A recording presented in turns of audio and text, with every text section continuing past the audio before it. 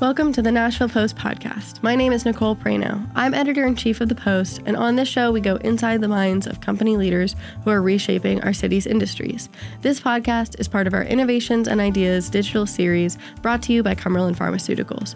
For more stories and content like this, go to nashvillepost.com. Let's meet one of our disruptors.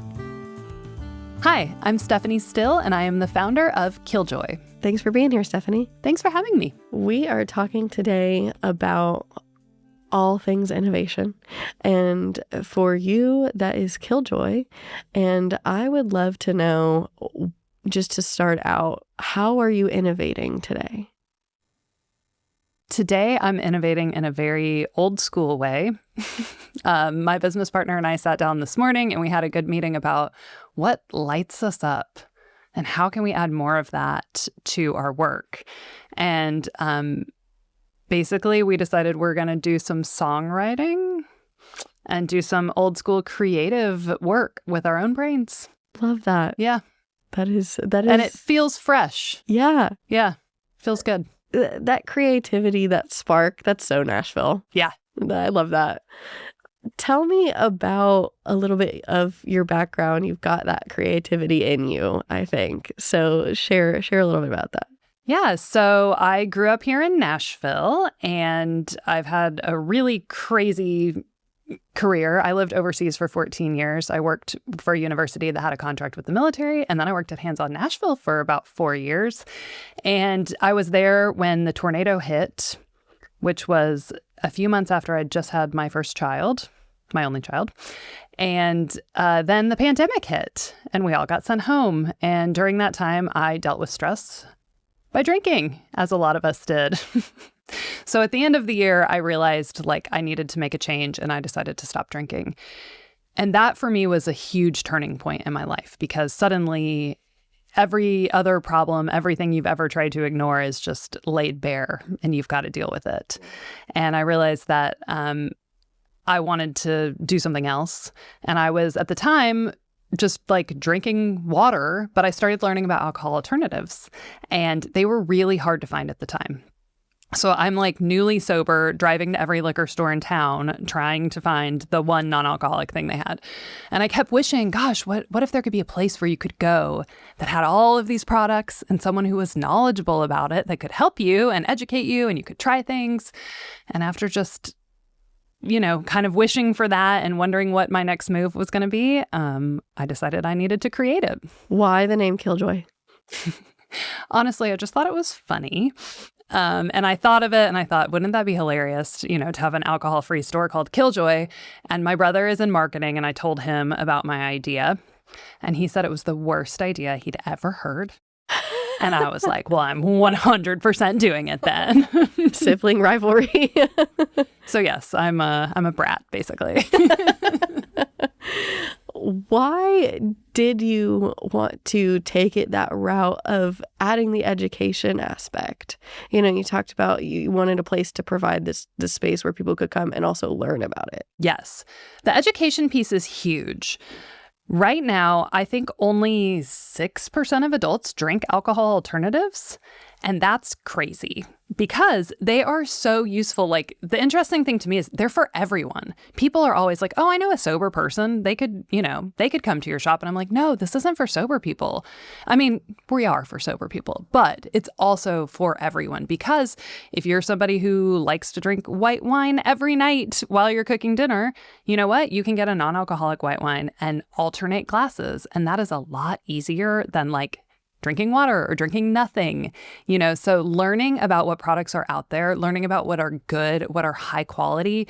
And I mean, a lot of people think, oh, why would I just have a glass of sugar? And that's not the case at all. So many of these brands are making high quality drinks that have botanicals and things that are going to help you actually improve your health, taste great, low sugar, low calorie. I mean, it's amazing what's out there. And I think people have no idea. They come into the shop and they're like, how are there 500 things in here? And I'm like, this is just the tip of the iceberg, honestly. So the education piece helps to, not just educate people who don't know anything about it, but also people who are, just starting to tip their toe in the water and, become, sober drinkers or sober, non-alcoholic drinkers, I guess you would say. Flexible drinkers. So what is it specifically that you find people are coming in and inquiring about? It's all over the map. A lot of people who are trying to cut back are trying to find a replacement for their favorite alcohol. However, I'm seeing that younger people that's not really the case. They don't crave a gin and tonic because they've never really drank them, so they're wanting to feel a certain way. So in some ways, we've become like a modern apothecary because people are coming in and going, okay, I want to chill out. What's going to help me chill? Or, I need to focus and lock in, or I want to feel more social. And we have drinks for all of that. Is there a favorite that you have? Yes, I have lots of favorites. But right now I'm really on kava.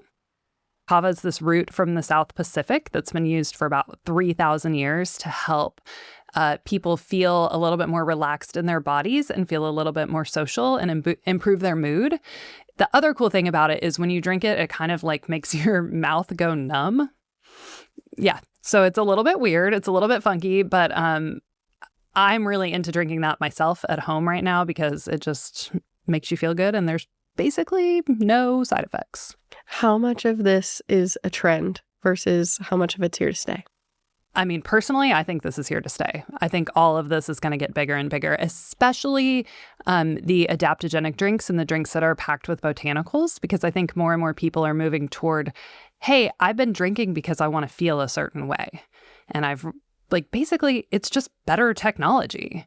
Now you can feel that way and not feel like garbage the next day. We have both and they taste great. They're sophisticated flavors. It's complex, low sugar, and everything in our store has nutrition labels. If you're a person who thinks that you're being healthy and you're drinking alcohol and you have no clue what's in it, that's kind of terrifying. So I don't know. I feel like the future is going to be people discovering that there are a lot of other options out there for them to drink. That health aspect is something that I think we're really seeing a lot of people take hold of these days. They really want to, change their health and be better, not to look a certain way, but to feel better. Yeah. And to show up for your kid how you want to show up, or your job, whatever. Yeah. Absolutely. So when you hear people come into the store and talk about that, how are you guys able to help them? I mean, first of all, it's so awesome because last night we had an event and people were all sitting around talking about how alcohol has impacted their life, how they drank because they had shame or whatever. So I love that people come in and they just open up. They're like, here's what's going on with me. And it's like, okay, let's get into it, and we sample stuff. So we talk about what do you like to drink? How do you want to feel? Let me sample you on some different things and set you up with something that you're going to love and that they walk out of there knowing what it tastes like. You were talking about the event. So you guys do a lot of events along with owning a store, and you started as events. We did. So tell me about that journey and why incorporating the events into this is important. Yeah, I love how our business started because we started really, really small. We decided to just do some pop-up alcohol-free parties in January of 2023. My friend owned the Loading Dock coffee shop that was over in Wedgwood, Houston at the time, which had a little gallery adjacent to it, and he let us use his space. We threw our first pop-up. I think 75 people came, and we were really kind of surprised. So we ended up doing a second one, and those went great. We had so much fun. And we had real glassware and real cocktails and, all non-alcoholic, of course, wine. And it really looked and felt just like a party with alcohol. That was my first time to have ever seen that. And I was like, this is so cool. We have to do more of this. And then there was a little space for rent there. So I found this little space for rent. It was 200 square feet and it was month to month. So I thought, well, this is the perfect little incubator to try to set up a retail store. So that's when I rented that spot. And we opened in that it was like, but downstairs behind a corner. It was kind of a ridiculous location, but it worked financially. And we were able to like build our model and learn, because I have no background in hospitality or retail. So I was just a person who was really excited about non-alcoholic drinks. So we opened the store there, and it pretty much took off. We were able to use that space outside of there to host events. We held a lot of events, and I think that's how people found out about the store. That's how people discovered a lot of the drinks. And we were able to provide a space, and this was really important to me too, and something I had really wanted, where it's not AA, there's no judgment. We don't care if you're a drinker, if you're not a drinker, you know? This is just a chance for you to go and socialize at a place where there's no pressure to drink alcohol. That's it. And you can show up drunk or leave and go get drinks, you know, but while you're there, we don't have any alcohol. So I think that has resonated with a lot of people, just kind of a non-judgmental space. And the thing that a lot of our customers and people who come to our events have in common is I think they're all looking to better themselves in some way. You know, they're all working on themselves in some way. And that's a beautiful thing. And so a lot of the conversations that happen are like not just surface level conversations. Like people are getting deep real quick and sober deep. So it's not like they're going to regret, you know, these conversations, but they're finding commonalities and people are meeting each other. And I love that we have like a bunch of people who are actually friends in real life and actually are friends who come to our events. So it's so cool. Oh, to finish the story though, then we moved in 2024, we found a bigger spot. And so we moved to our Fatherland Street location, which is like a 900 square foot storefront. So we're like a real legit store. And then in 2025, we opened a second location in a little house in Berry Hill. You talked about not having a background in retail, but obviously now you have 2 stores to manage. How is that? It's crazy. It's a lot of fun. And you know what? Everything is figure outable in this day and age. You can Google stuff. There's tons of resources.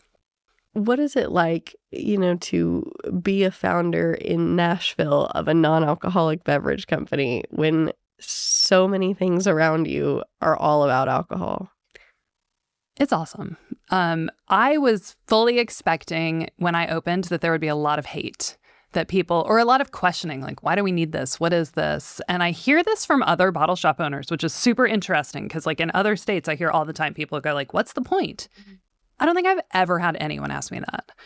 So, and I don't know what it is about our particular brand or if it's just that Nashville is full of cool, understanding people, but like people who come to the shop are stoked about it. And we're on Fatherland Street. So we have tons of people just walk in who don't know what the store is. And they all think it's a liquor store until we tell them like there's no alcohol. And then they're like, oh. And 99% of the time the reaction is like, dope. Yeah. You know, like people are excited about it. So we've had such a warm, amazing reception in Nashville. I couldn't be prouder of our city. We just spent yesterday was the last day of our 4th year in a row that we've been backstage at CMA Fest serving non-alcoholic drinks. How was CMA Fest? It was great.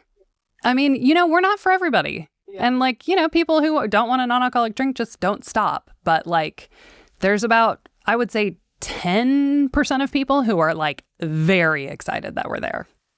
That makes it all worthwhile. Probably really helps elevate the brand too past Nashville when you're at a big event like that where people come and, you know, travel here for that. Well, we were in the green room, so we were kind of backstage with, you know, hobnobbing with the bands and things like that. But yeah, I hope so. I'd love for us to be, I don't really have plans to expand outside of Nashville, but we do ship and we do have a great merch line. So I'd love for people to be rocking the Killjoy brand all over the world. Nashville itself, you guys, you know, you say you're from here. And so there's a real strong element of, you know, being from Nashville, and then people who are just like rooted here. Yeah. Really, I think, have this heart for the community. Yeah. Because there is a culture here that's so different. I've lived in several southern cities, but Nashville specifically has something that not every southern city has. So what is that strong suit, do you think? Honestly, I think part of what makes Nashville amazing is the local businesses, you know, that people come here and they start businesses about things they feel passionate about. And that makes it a very special place to visit. And that's why I see a lot of people getting sad about the way Nashville's changing, because the more that small business can't survive and corporate takes over, the less heart Nashville has. The less people there are like us who are doing something we love and putting our heart and soul into it. And we've seen this a lot, actually. A lot of non-alcoholic bottle shops have opened and closed.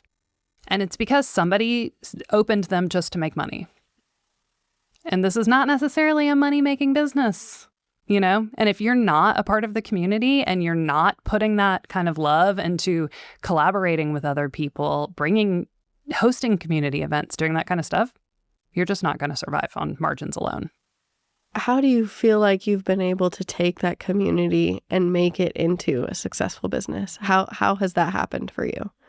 Has it come very naturally? It's come very naturally. It's not, almost nothing I do is calculated, which sounds terrible, but there's a lot of, Or authentic. It's authentic. Yeah. It's a lot of using my gut and listening to people. What do you guys want to do? What are people out there looking for?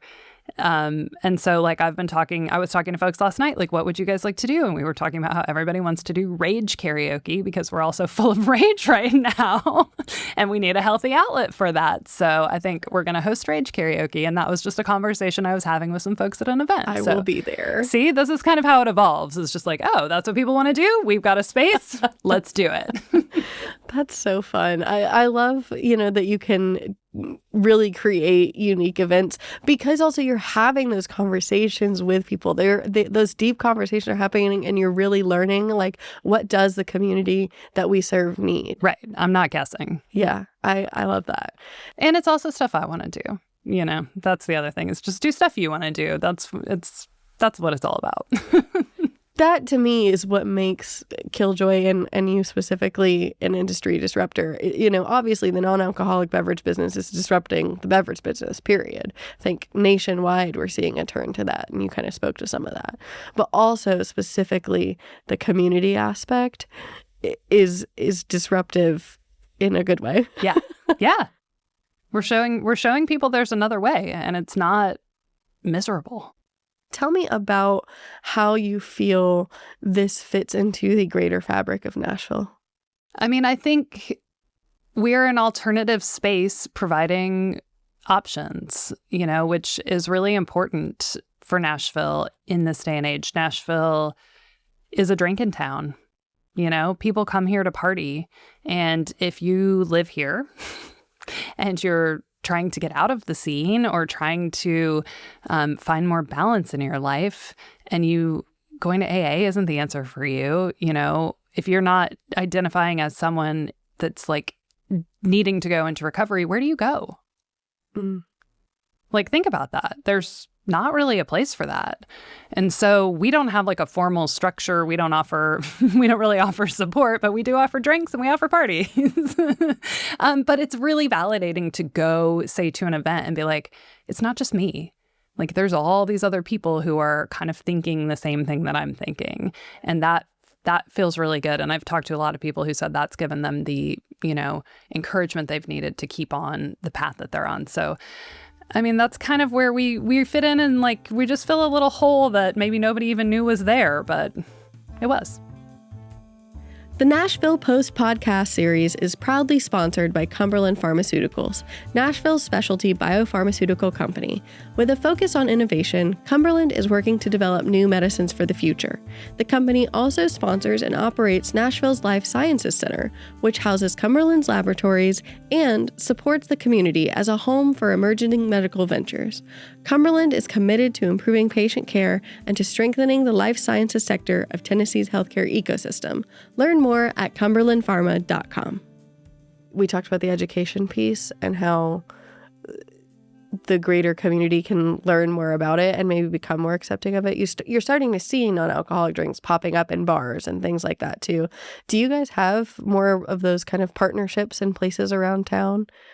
We have done a lot of collaborations with other businesses, but in general, restaurants are going to buy from a wholesaler. Right. They're not going to buy from us, so I don't go around selling it. But I have had several restaurants ask me to consult and help them with their menu and help them understand what are good non-alcoholic products, and I'm always happy to do that.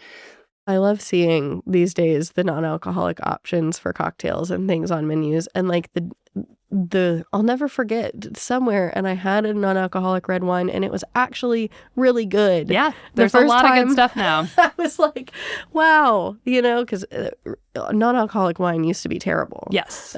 And a lot of non-alcoholic wine is still terrible, especially the stuff that people try at the grocery store and then they write it off. They go, oh my gosh, I don't like non-alcoholic wine. It's like, well, you haven't tried enough. So if you're interested, we'll be hosting wine tastings where you can come and sample things. We host events like that too, like discovery events. Very cool. What to you is the most fun part of this? I have fun with all of this. I think for me, I love problem solving, and I love that every day is like a new adventure. And there's so many different directions that you can take with things. It's just like, it's the most exciting job I've ever had. And if I wasn't doing this, I'd definitely be running some other business. Like, I'm not going to work for anybody else again because this lights me up. So it's hard to say what's the most fun. Like, it's all fun. Yeah. Yeah. I love hearing that from founders where like it's your first business and like, you're like, oh, this is what I'm supposed to do. Yes. Yeah. But I don't know that I could have done it like before this, because I'm very grateful for all the skills that I accumulated beforehand, because I got like some accounting, some marketing, some, all of these things. I'm like, boy, I'm glad I had all that job experience. Yes. Helps out a lot. What about AI these days? How does it fit into your business? You guys are a retail store. It's not like you're a tech business.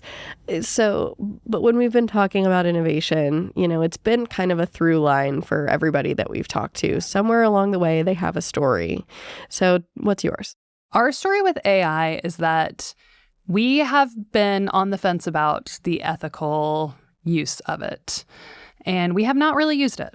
So I think we're going to try it. We're ready to dip our toes in. But in general, we're kind of a fan of the old school way of doing things. And I do want to work smarter, not harder. But like, our business has a lot of soul, and that's really important to us. And so we haven't used AI at all in the business. But and I don't want it to help us like create content, and I don't want it to help us with the creative stuff. But if it could be doing spreadsheets and back-end boring things, I feel like I'm ready for that support. I think that's how we feel in journalism, of course, so that really resonates. We don't want it creating or anything like that. But when it can free up more time to create, why wouldn't, we try to find what works for us? But I think doing it in an ethical way is always the most important kind of first thing on our mind. And it's very hard to know how to do that. Like, I'm not an expert, and it's, part of our business is that we have tried like I don't want to say morality, but the ethics, to be doing things in an ethical way, not supporting huge corporations when possible and that type of a thing. So it's hard. It's hard. How has that kind of ethical line played out for you guys in other ways? I'd love to hear more about that. I feel like it's played out really well just in terms of our politics, I think, resonating with our community. Our shop is in East Nashville, and, we closed for the ice out strike, even though we had been closed for a week for the ice storm. And that was a really hard decision for me as a founder, because it was like, oh, I'd really like to be open because we haven't made any money. And like, this is, that would be so helpful. But it's like, you know what? This is something I really believe in, and I need to stand firm with that. And the community was so supportive. I had several people like post about us and say nice things, and hopefully then people came and shopped after that. And I think the people who are aligned with our beliefs are people who believe in shopping small, who are supporting small businesses, who are trying to make the world a better place, who are trying to make themselves better. That's my ideal customer. And so I want to be that person, that they can truly believe in. I think that's just a great thing that you know exactly who you're speaking to. And in Nashville too, so many people fall into that bucket, because it all comes back around. Those people care about the community, they care about one another, and that's very much like you've created a brand that sits around like the brand of Nashville, it feels like, without the alcohol. Yeah, I like that. I love it. Tell me about a little more of the education piece. I think that is something I want to dive into as we wrap up. Just when people come into the store and want to learn more, what do you talk about with them? What do you go through with them when they're like, I don't know what this is at all? Well, the first thing I do is I give everyone a tour of the shop so that they can see all the different categories and understand, like, okay, these are wines, these are spirits, these are beers, and I try to find out kind of what are they interested in. And then, I mean, a lot of the times people want to know how are they made.